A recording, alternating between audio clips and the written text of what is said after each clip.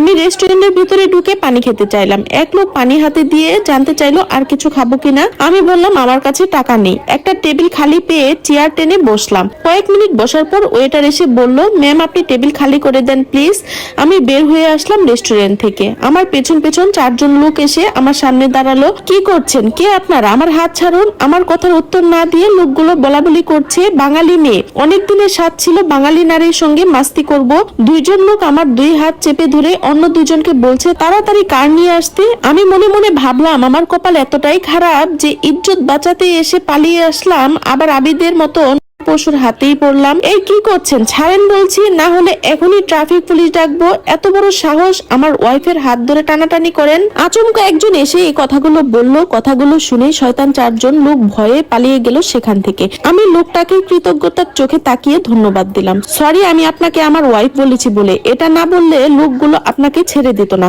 আপনাকে তাদের হাত থেকে বাঁচানোর জন্য ওয়াইফ বলেছি। আচ্ছা আপনি কোথায় থাকেন বলেন, আমি আপনাকে বাসায় পৌঁছে দিয়ে আসছি। আমার থাকার মতো কোনো জায়গা নেই যেখানে আপনি আমাকে পৌঁছে দিয়ে আসবেন। আমার কথা শুনে লোকটা অবাক হলো।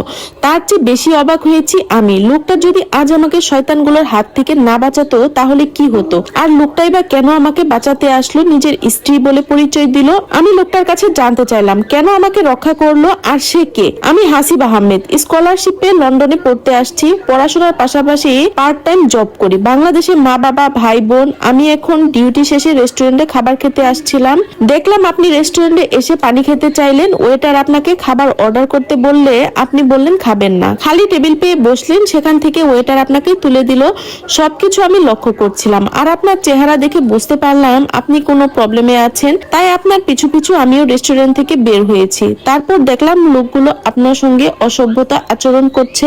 একজন বাঙালি হিসেবে আমার দায়িত্ব একজন বিপদগ্রস্ত বাঙালিকে সাহায্য করা। সেই দায়িত্ববোধ থেকে সাহায্য করতে এগিয়ে আসলাম। লোকটার কথা শুনে, মানে হাসিবের কথা শুনে মনে হলো সব পুরুষ মানুষ আবিদের মতো না। পৃথিবীতে এখনো ভালো মানুষ আছে, মানুষত্ব বোধ আছে। হাসিব জানতে চাইলো আমি এই দেশে কিভাবে আসলাম। রাস্তা দিয়ে হাঁটতে হাঁটতে আমার জীবনে ঘটে যাওয়া সমস্ত ঘটনা তাকে বললাম। হাসিব জানতে চাইলো আপনি এখন কোথায় যাবেন, কিছু চিন্তা করছেন? তার প্রশ্নে আমি নিশ্চুপ। কি বলবো, কোথায় যাব তার জায়গা নেই। আমি বুঝতে পারছি আপনার যাবার কোনো জায়গা নেই, কিন্তু মেয়ে মানুষ হয়ে এভাবে যদি রাস্তায় রাস্তায় ঘোরেন খারাপ লোকদের খপ্পরে পড়বেন। আপনি যদি চান আমার ফ্ল্যাটে থাকতে পারেন।